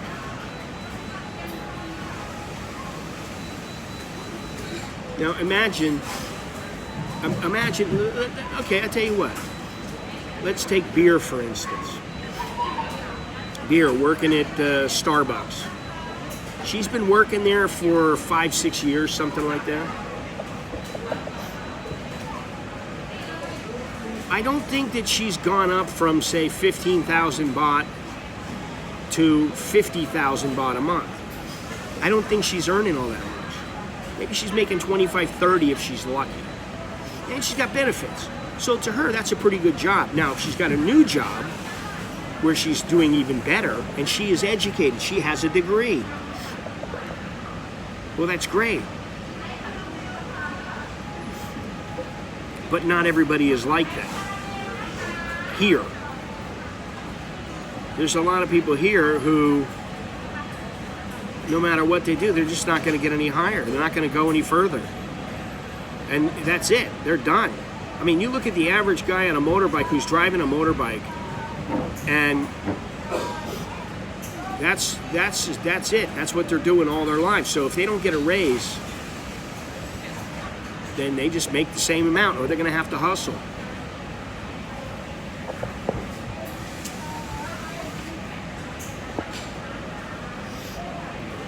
Well, remember that somebody can support them too when they get older.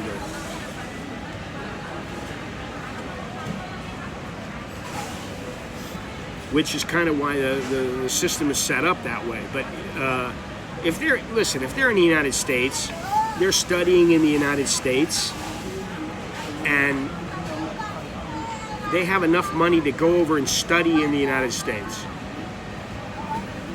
It's doubtful that she's going to be broke when she gets older.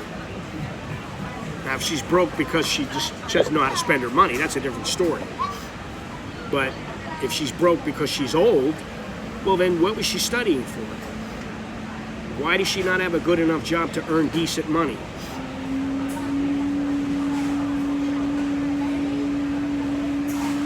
Maybe. I'll tell you what, I've looked at the tip jar in Starbucks. What they do with the tip jar is people put money into the tip jar, and every month, everybody in Starbucks splits that money. So if they have, let's say they have 6,000 baht, and there's 20 people there, they might get 300 baht. They're not making all that much. You know, I think they're lucky. If they're getting big tips, it's because that Starbucks is doing extremely well. And I'll tell you what, the one downstairs, even though when I go in every once in a while, it's filled up, I see the tip jar, and their tip jar is not that full. The one on the second floor is kind of like a trendier kind of place. It's kind of got like a bar, and you know, it's interesting. Now maybe that place, they're making a little more money, I don't know. And maybe, you know, every once in a while you go, oh Jesus, you're making 60,000 a month? Sometimes you're surprised. And sometimes you're not. You know, sometimes you're like, that's all you're making? But in Thailand, you know, still, it is a employer's market. You don't want to work for them, they'll get somebody else. Now, and it's like a triangle. The more skilled the person has to be able to work for them, the less people they have available, and the harder it is for them to hire. So, I think you got to remember that as well. But I will say this. Outside of the smaller cities, triangles, I would say that, here in Bangkok, there's quite a few people who are making decent money. There's a lot more than people give credit for. I totally said triangle. Oh my God. Sometimes it's a runway. It's a racing strip. It's not always a triangle. God.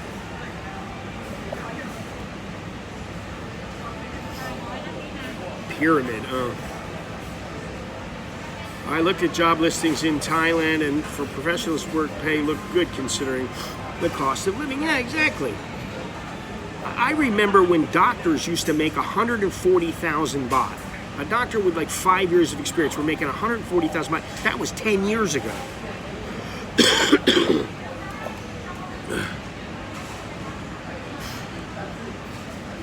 So, a lot of these women have college degrees from Thailand. Well, that's there. We're not talking about it in the United States. We're talking about in Thailand. I mean, yes, some of them, they may make more money here, working somewhere like at a bar and getting tips, than they would at some regular job. But those people, to me, those are in the minority. And they're in the minority because most people who have a decent degree here will go on to make decent money. They can get a decent job and they can make decent money. A chick here who's making 30,000 baht a month is doing extremely well. And that's not that much money. That's really not that much money here nowadays. It's a little better of an average, but I mean, it's not that much. Give them 50 or 60, then they don't need anything. Most of them are smart enough to sock away a little money, give some money to mama or papa. They're doing well,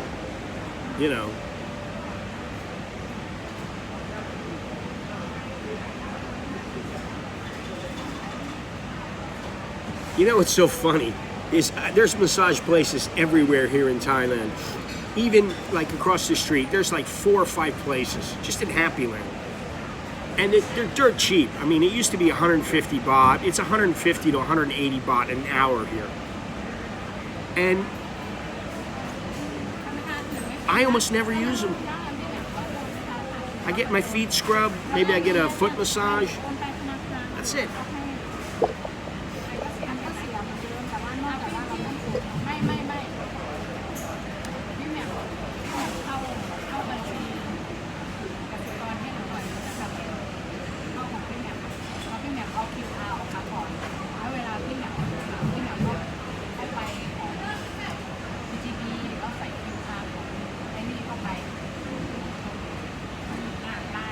Major discussion over here.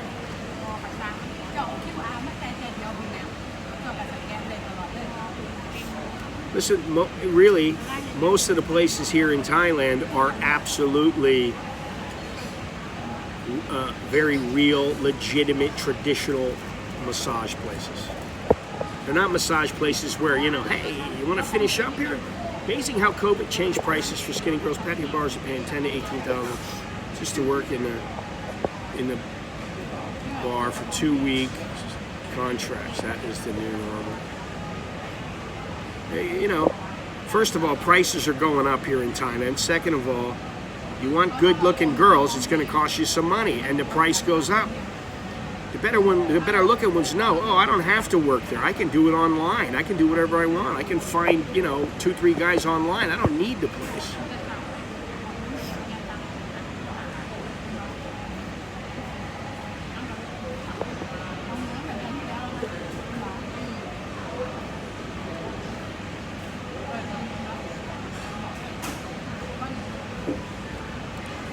And the other thing is that while some traditional massage parlors have nothing but women that they're not going, they're not doing anything. It's that kind of a place. It's legit. Some of them, you know, the girls will go, oh, let me give you my number, and you can call them up later on. They'll come over to your place or whatever, and you pay them a little money.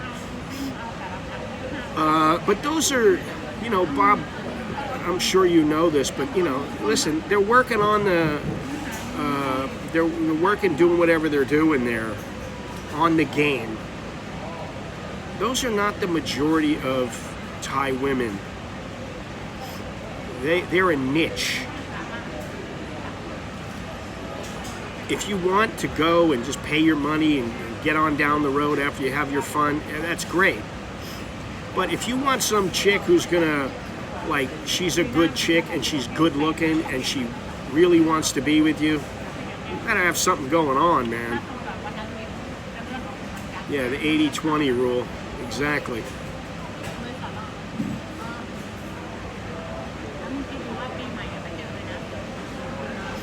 I mean, listen, I'm sitting here in the mall right now. I look by and, you know, there might be, out of every 50 chicks that walks by, there's one chick who I'm like, oh, she looks pretty good, she's nice looking. That's it. It's not like, you know, oh wow, every 15 out of 17 women is beautiful. No. Salary is not for how many customers they go out with. The bar makes no money for that. The bar pays the girls for their time and on selling lady tricks. Yeah, and you know, honestly, I hate to say this, but when it comes to that kind of stuff, I don't really care. I don't care what they're doing. I mean, you know, if I go to a bar, let's say that I go out and I go to a club with you guys when we're there. Okay, I'm not going to be cheap, but you know, I don't really care about them. What do I care about them for? Do they care about me? No, they don't. 99% of them don't care about you. So why do you care about them? There's no reason. Oh.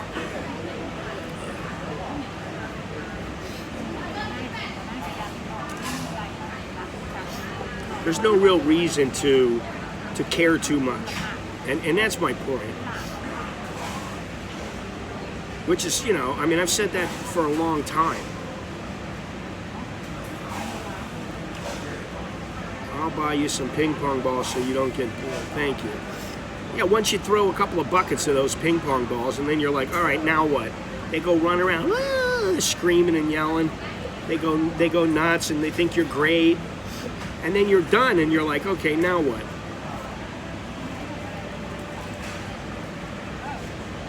I understand.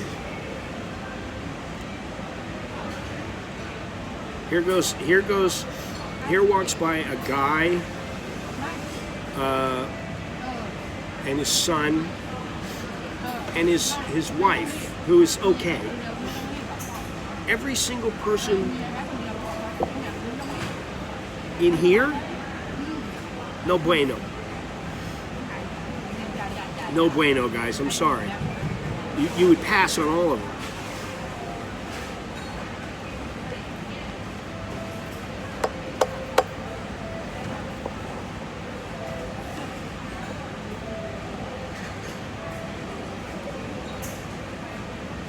What is a Hokkaido pumpkin burger? I'm not going in any of those places anymore. I mean, you know, I'll go into a bar or something like that, just have a drink. I don't have any, I don't care. You know, the thing is you're going in there for a reason. You're going in there for a reason. 3 o'clock. I don't see anybody. Uh-oh. A balloon popped or something.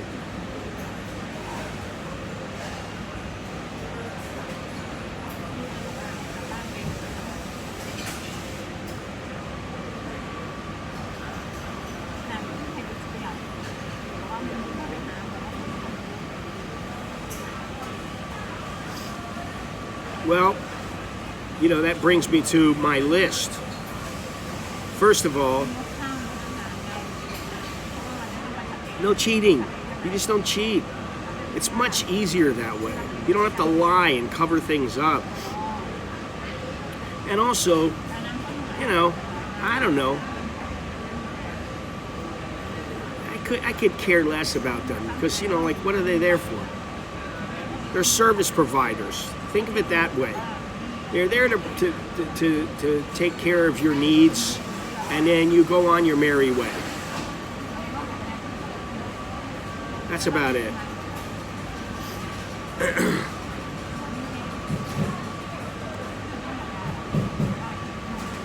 God, I gotta get out of here.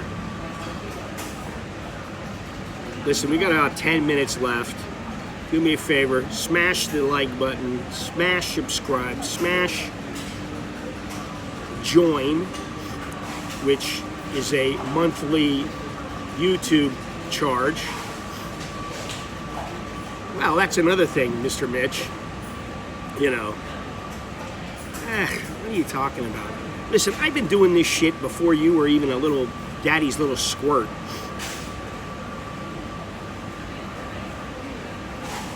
I couldn't care less. I mean, really. What did I say? Smash the like button, subscribe, join, become a Patreon patron. If you need any consultation, let me know. I'd be happy to help. We can work it out. And then what else? Buy me a coffee, Cash App. Thank you very much. All right, let's move on.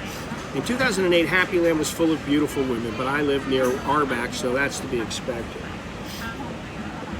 I don't know that Happy Land is full of beautiful women now, but you know, every once in a while you see something in there. Nick's place has some hotties. There from what I've seen. Oh God, Mr. Mitz, it's only cheating if you get caught. Be more creative. This is why I don't have the patience for all this shit. I couldn't care less. Maybe it's because I'm getting too old. You know, if I was 30 years old, 40 years old, that'd be a different story. I'm not. And let me tell you something. And I do not underestimate what I'm saying. Before I got married, and even a little after, I sowed my oats 10 times over. I did stuff that, if you told people back home what you were doing, they would be like, no, come on. And I'd be like, yes, that's reality. I can't believe it. Well, it's reality. You know, that's the truth. Which is why I don't really care anymore. I had my fun. I did everything I wanted to do. Threesomes, foursomes, fivesomes, doesn't matter. Dallo, you got to keep it on the down low. Oh, God. Dallo, you're married. Don't listen to him. He's a numbnuts. I think he has this feeling that he's going to come over here and he's just going to clean up. He's going to get all these barista and everything's going to be grand here. And I just don't see it happening. I'm sorry. I'm not saying you won't, you know, find one for yourself, but that's about it.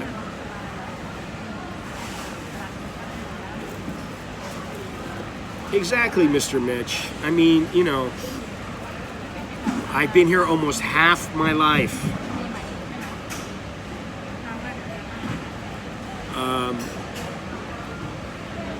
Nothing phases me really, and you know, I might go, oh, wow, okay, and that's it. You know, I mean, I wouldn't be surprised you see some gorgeous-looking girl and she just comes up and goes, I want to do whatever to you. That doesn't surprise me. Why would it surprise me?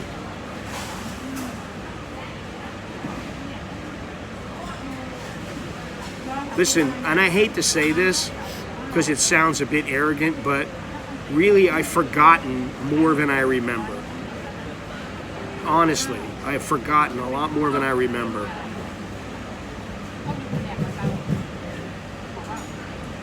I only really remember what I really need to remember at the moment. That's it. If I need to get home, I remember how to get there. If I need to go to a place in Chinatown, I remember, okay, this is where it is. And then I forget about it. I put it on the back burner. So I think the next time that I stream, I may be at another coffee shop, another old coffee shop.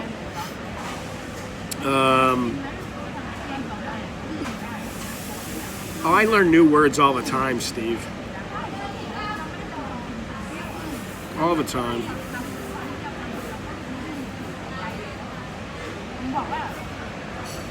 I have to think about it, because I probably don't even remember them most of the time. I would remember them if I needed to use them. But I try to learn something new almost all the time.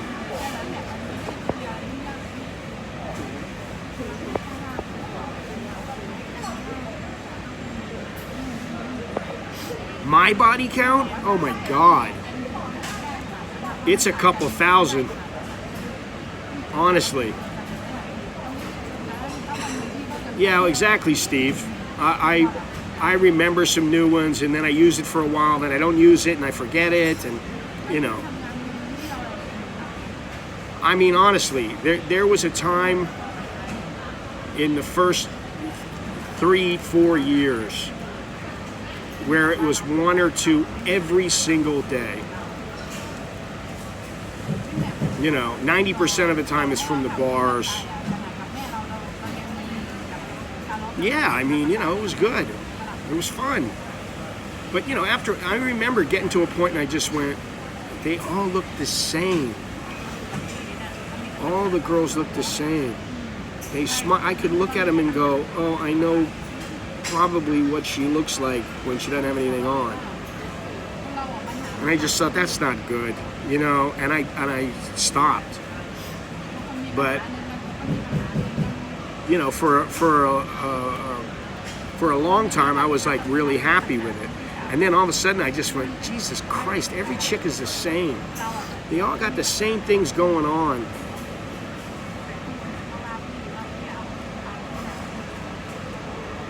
It doesn't matter. As long as you get by. As long as you get by, that's all that's important. You know, you got to get by. There's times when I speak really, really good Thai. And there's times when I just go, what am I trying to say? I can't even remember. You know, I'm trying to remember things and I'm like, oh, I have to do a workaround. You know, come up with some other way to say something that I want to say because I can't remember the words. You know, there will be a point in the next, say, year to 3 years where I'll do a refresher and my Thai will go up dramatically. I'm going to do that. So that's something else I want to do. But, you know, that may take some time.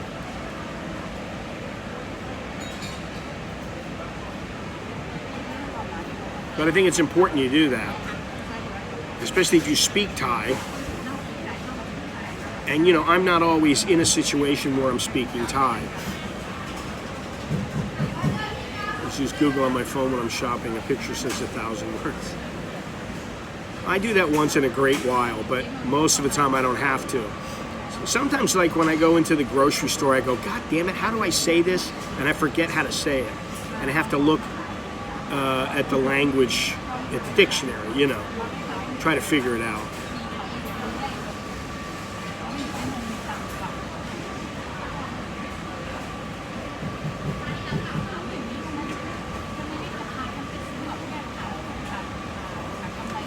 Anyway.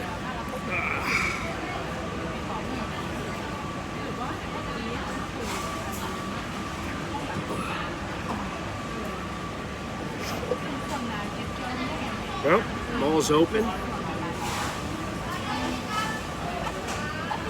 The mall is now open.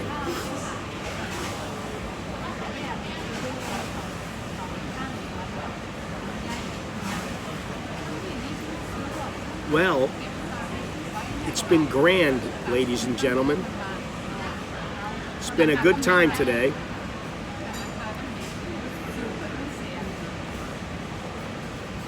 Appreciate it.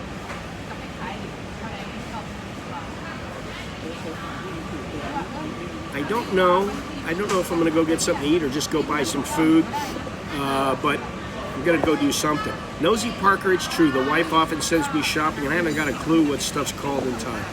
I found that when I want to talk sweet and calm with my wife, I use Thai. It's much more intricate language than English. How soon after you met Bo did you lose your virginity?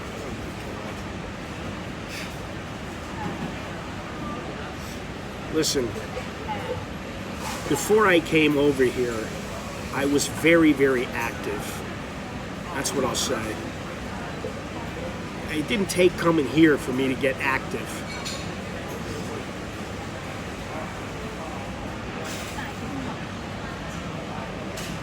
I was very active back home. Although I had some dry spells every once in a while, but I was very active. So, just coming over here, I couldn't believe it was like you can, you know, ew, you're gross, man. That is just disgusting. No offense, Chucky, but no, it's disgusting.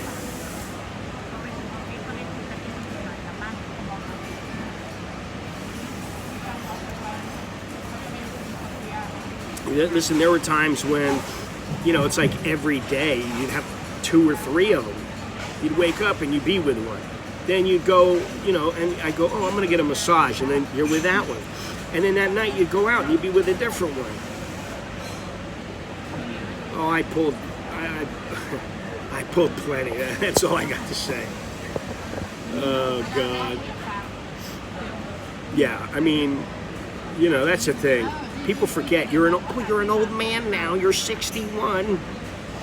But when I was 25 and 30, I did very well. I never had any real complaints. I mean, every once in a while I'd be complaining about like, I don't like this one, or, you know, what am I doing with this one, or something like that. But for the most part, that part of my life was pretty good. Anyway, it's been nice talking to you all. It's been a wonderful stream, even though I'm just sitting here in Cafe Amazon. It's quite nice. I think that the next time that I stream will be on Tuesday, and the reason is because Sunday is the UFC. I don't mind a massage every once in a while, but I actually like foot massage, you know. Yeah, well, I don't know if I'll be here for another 30 years. Might be dead by then, but we'll see. If I'm here at 91, I'm gonna clap. I'm gonna clap my hands. So, anyway, guys, girls, gals, thank you very much for joining me. I appreciate it. Choke D to all of you. Choke D, jerk on my. Foot massages are great because there's sometimes I don't want people touching me. I don't. Thank you very much, Dallo. You're still here. Please use a filter.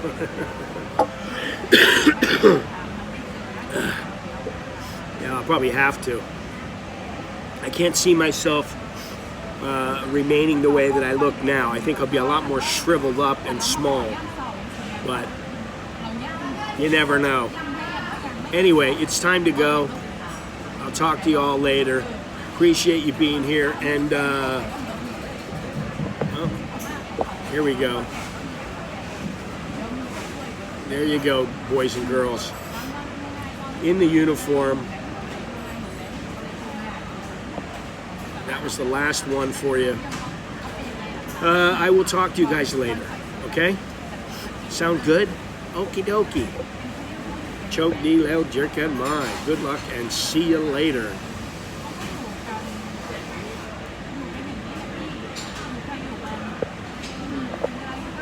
Let me see here. No. Okay, Dallo, take it easy. Everybody take it easy.